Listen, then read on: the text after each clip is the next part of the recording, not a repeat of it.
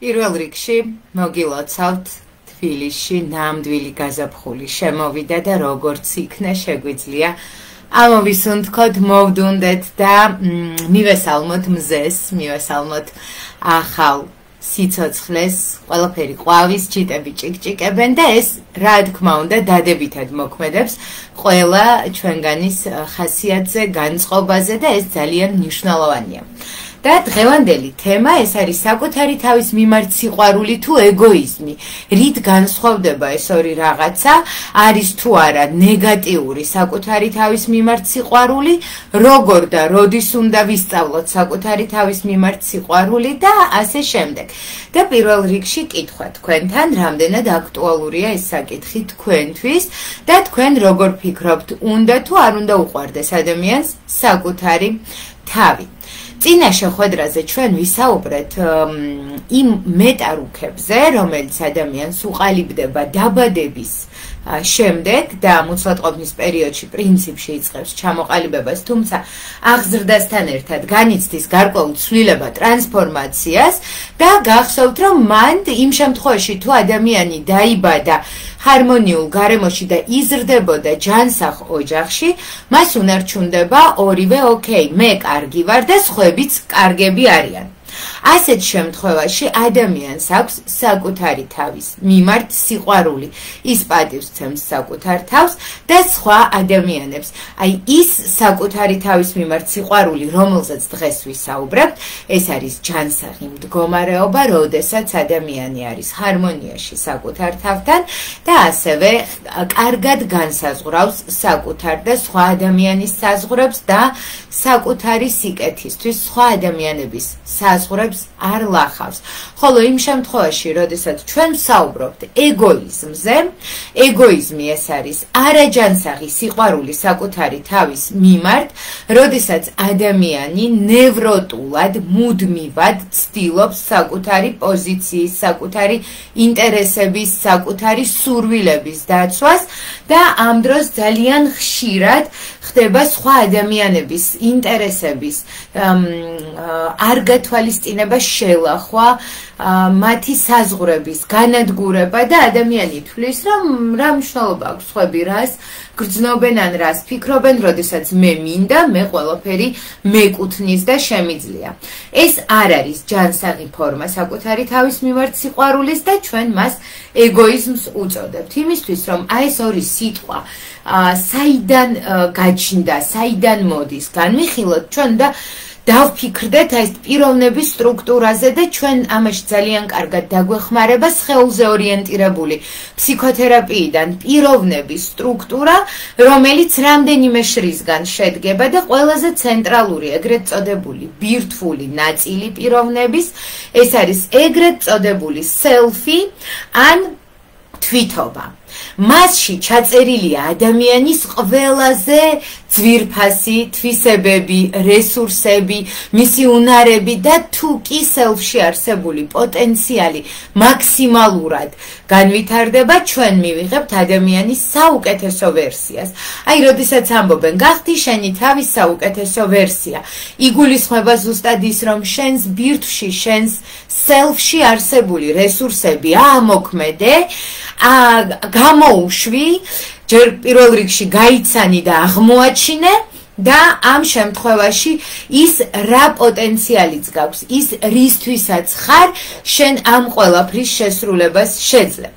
ამას ზემოდან ეკვრის სხეულის შრე, რომელშიც არის გრძნობის ორგანოები და ამ შრის მეშვეობით ჩვენ ვამყარებთ ურთიერთობას გარე სამყაროსთან. ჩვენ ვგრძნობთ, ვხედავთ, გვესმის, ვგრძნობთ სუნს და ასე შემდეგ.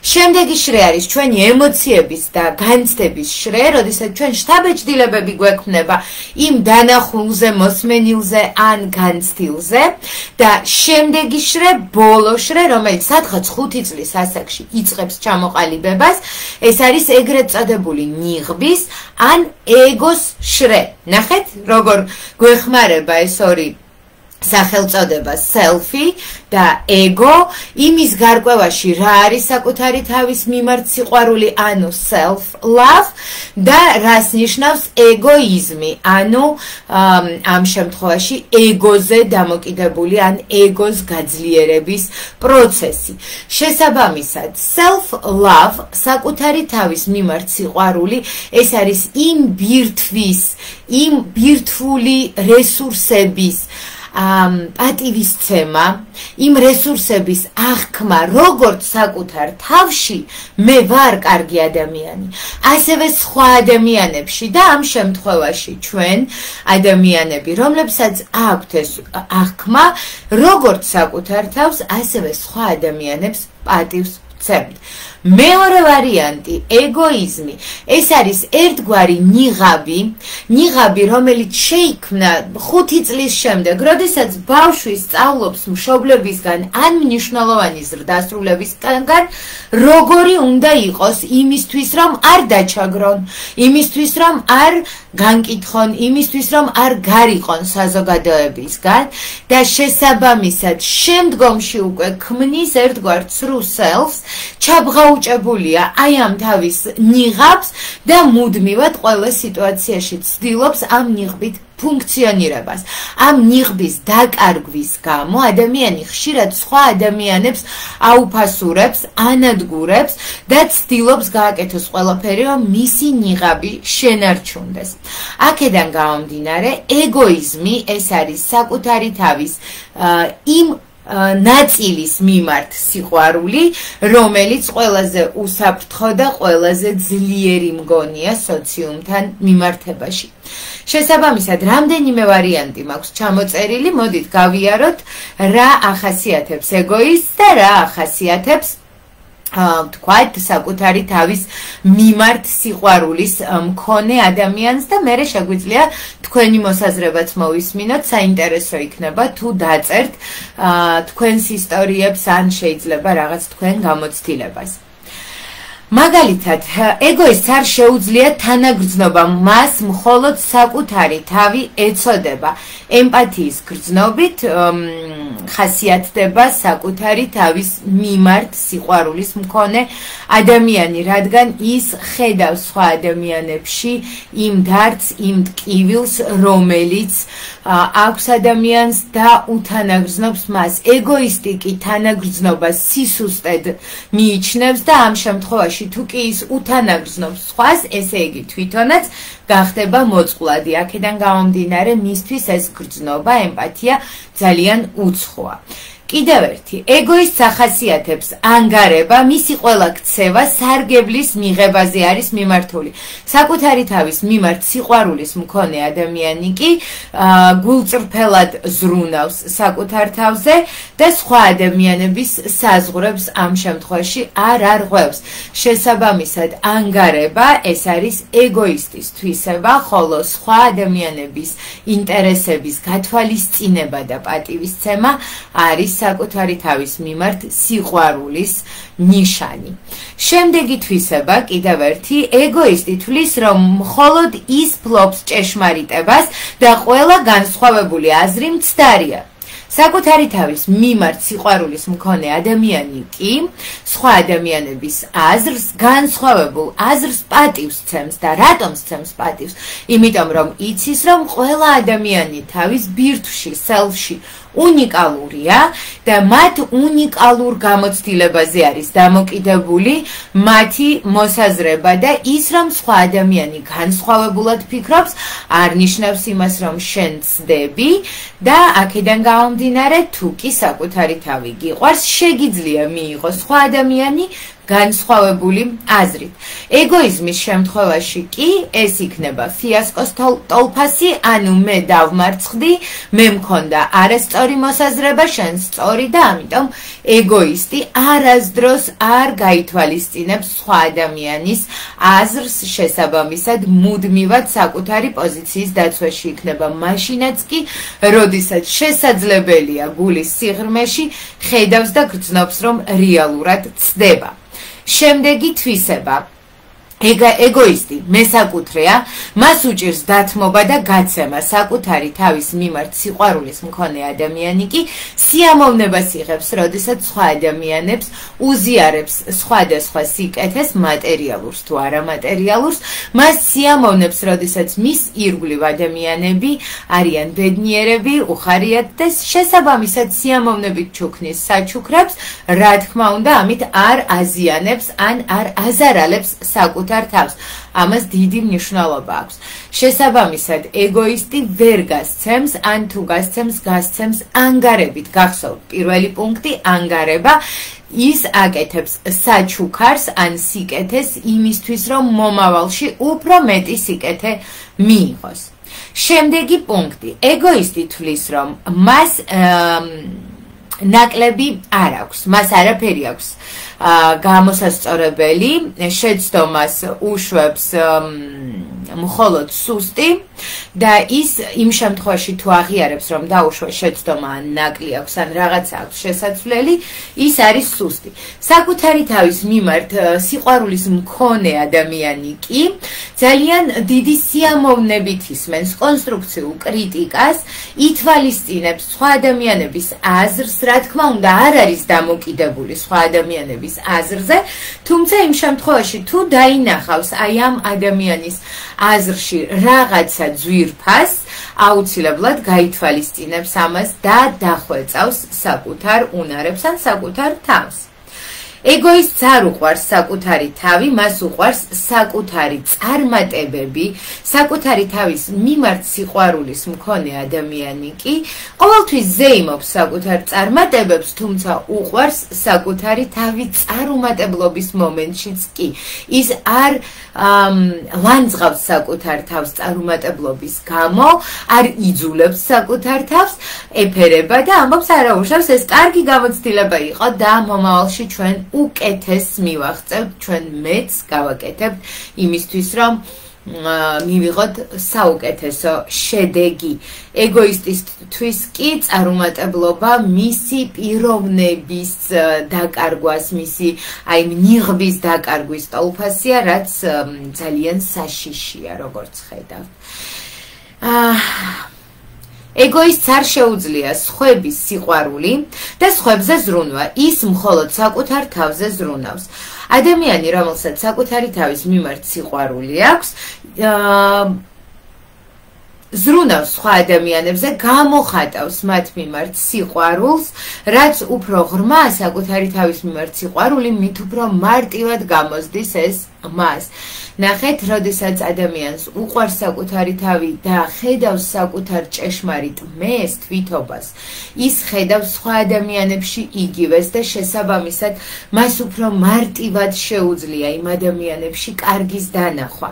და სხვათა შორის, როდესაც მუშაობ მოზარდების მშობლებთან, რომლებიც რა თქმა უნდა ძალიან გაღიზიანებულები არიან მათი შვილების აი ესეთი დემონსტრაციული უარყოფითი ქცევით, მე ყოველთვის ვეუბნები, როდესაც ეკონტაქტები შენ შვილს, როდესაც ეუბნები საყვედურს, როდესაც რაღაცას ითხოვ მისგან, ყოველთვის გახსოვდეს, რომ მასში არის აი ეს ნაწილი, სელფი, ბირთვი, რომელიც ძალიან კარგია, რომელშიც ძალიან ბევრი ნიჭია, რომელშიც ძალიან ბევრი რესურსია და რომელიც უნდა გაიხსნას იმისთვის, რომ შენი შვილი საკუთარი საუკეთესო ვერსიით ცხოვრობდეს და ამაში ძალიან დიდ როლს თამაშობენ მშობლები. ახლა კი მივდივართ იმ საკითხთან, საიდან ყალიბდება ეგოიზმი ან საკუთარი თავის მიმართ სიყვარული.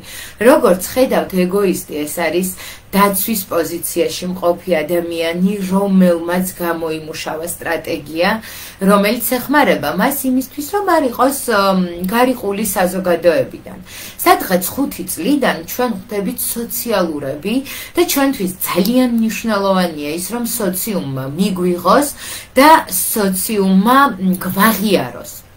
მაშინ, როდესაც მთავარი სოციუმი არის ოჯახი, ის თუ რა პირობებით იღებს ოჯახი ბავშვს, განსაზღვრავს პირველ საძირკველს იმისა, შეძლებს ადამიანი მომავალში საკუთარი თავის სიყვარულს თუ მუდმივად მოუწევს ბრძოლა იმისთვის, რომ საზოგადოებამ აღიაროს. თუ ოჯახში არის უპირობო სიყვარული და უპირობო მიღება, მაშინ ბავშვი სწავლობს, რომ ის უპირობოდ კარგია და მისი ქცევა არის მხოლოდ შედეგი გარკვეული სიტუაციების, გარკვეული გადაწყვეტილებების და მომავალში ძალიან მარტივად შეცვლის მას.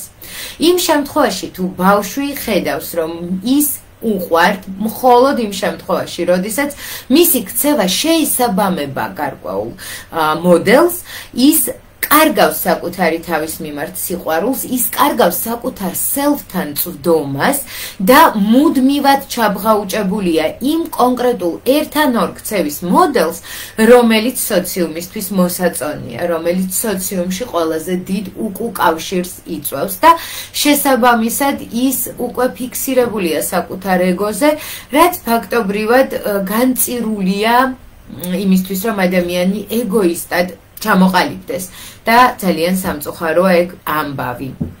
მადლობა ნათია. და შემდეგი ჩვენი თემა, რომელიც იქნება უკვე შემდეგ 4 შაბათს,ახლავე დაგიანონსებ, ეს არის ის თუ როგორ გამოვიდე იმ ტრავმული გამოცდილებებიდან, როგორ ავაწყო ჯანსაღი ურთიერთობა საკუთარ თავთან. რა თქმა უნდა, რაც უფრო ბევრი გამოცდილება ქონდა ადამიანს ნეგატიური, მით უფრო მეტი ტრავმული შინაარსი აშორებს მას საკუთარ მესთან და self-თან. მით უფრო მეტი მტკივნეული გამოცდილება აქვს გადასამუშავებელი და ამ შემთხვევაში ფსიქოთერაპია, ინდივიდუალური და ჯგუფური არის საუკეთესო გზა ამისთვის. აქვე გეტყვით, რომ ძალიან მალე აპრილის პირველ რიცხვებში ვიწყებთ თერაპიულ ჯგუფს სხეულზე ორიენტირებული ფსიქოთერაპიის ელემენტებით და ამ ჯგუფის მთავარი ამოცანა არის ზუსტად self-ში არსებული რესურსების გათავისუფლება და საკუთარი ნამდვილი ჭეშმარიტი მეს გაცნობა, საკუთარ სხეულში არსებული რესურსების და პოტენციალის ამოქმედება იმისთვის, რომ კიდევ ერთი დიდი ნაბიჯით მიუახლოვდეთ საკუთარ რეალურ მეს. თუ გაქვთ სურვილი გაიგოთ ამ ჯგუფური თერაპიის შესახებ მეტი, მოგწერეთ და ჩვენი ადმინისტრატორი მოგაწვდით სრულ ინფორმაციას. ძალიან კარგი ჯგუფია, ძალიან დიდ შედეგს მიიღებს თითოეული მონაწილე. ამაზე ორი აზრი არ არის, იმიტომ რომ საკუთარ self-თან, საკუთარ თვითობასთან ყოფნა ძალიან მნიშვნელოვანია. შემდეგ 4 შაბათს კი ჩვენ ვისაუბრებთ იმაზე, თუ როგორ შეგვიძლია სახლში დამოუკიდებლად გამოვიმუშაოთ გარკვეული უნარ-ჩვევები იმისთვის, რომ საკუთარ თვითობასთან უკეთესი ურთიერთობა დავამყაროთ, უკეთ გავიცნოთ საკუთარი რეალური მე. და იმ შემთხვევაში, თუ ბევრი ტრავმა ან ბევრი აკრძალვა არ გაქვთ, შეიძლება სრულიად საკმარისი აღმოჩნდეს იმისთვის, რომ ძალიან დიდი ნაბიჯი გადადგათ საკუთარი ჭეშმარიტი მესკენ და გათავისუფლდეთ იმ სოციალური შეზღუდვებისგან, რომელიც 5 წლიდან დღემდე დააგროვეთ და შეიმუშავეთ. შესაბამისად, ძალიან დიდი როლი აქვს ოჯახს 6 წლიდან აქტიურად ჩვენს ეგოიზმში იწყებს ამ როლის თამაშს სკოლა და სკოლაშიც არის ძალიან ბევრი პირობა იმისა, თუ რა შემთხვევაში ხარ მიღებული და მოსაწონი და რა შემთხვევაში არ ხარ. პედაგოგს ძალიან დიდი მნიშვნელობა აქვს, ძალიან დიდი მნიშვნელობა აქვს იმ გარემოს, რომელშიც არის მოსწავლე და რა თქმა უნდა კლასში ჯანსაღ ურთიერთობასაც ძალიან დიდი მნიშვნელობა აქვს და აი ამ ყველა ფაქტორს ძალიან დიდი გავლენა აქვს ჩვენს საკუთარი თავის თავის მიღებაზე და შესაბამისად უკვე საკუთარი თავის მიმართ სიყვარულზე თუ საკუთარი თავის მიმართ მიუღებლობაზე და ეგოიზმზე, როგორც დამცავ ნიღაბზე. და აქვე გეტყვით, რომ ეგოიზმი არ არის ერთადერთი გზა, რომელიც შეიძლება ჩამოუყალიბდეს ადამიანს. გახსოვთ, ეგოიზმი არის მეოქეის სხვები no და შეგიძლიათ გადახედოთ წინა კვირის ლაივს და აღმოაჩენთ რა არის ეს, თუმცა თუ კი პიროვნულად არ აქვს ძლიერი შინაგანი ღერძი ადამიანს, ბავშვს ამ შემთხვევაში, დიდი ალბათობით შეიძლება ჩამოუყალიბდეს მენოუს ხვები. ოკეი, ამ შემთხვევაში ისეთი არაჯანსაღი ალტრუიზმი შეიძლება მივიღოთ, როდესაც ადამიანი მუდმივად საკუთარ თავს მსხვერპლად წირავს საზოგადოებას, სამეგობროს, ორგანიზაციას, რომელშიც მუშაობს, ქვეყანას, რომელშიც ცხოვრობს და ეს ალტრუიზმი ისევ და ისევ არ არის საკუთარი თავის მიმართ სიყვარული იმ შემთხვევაში თუ ადამიანი ამას საკუთარი საზღვრების, საკუთარი ინტერესების გათვალისწინების გარეშე აკეთებს და ასევე წარმოადგენს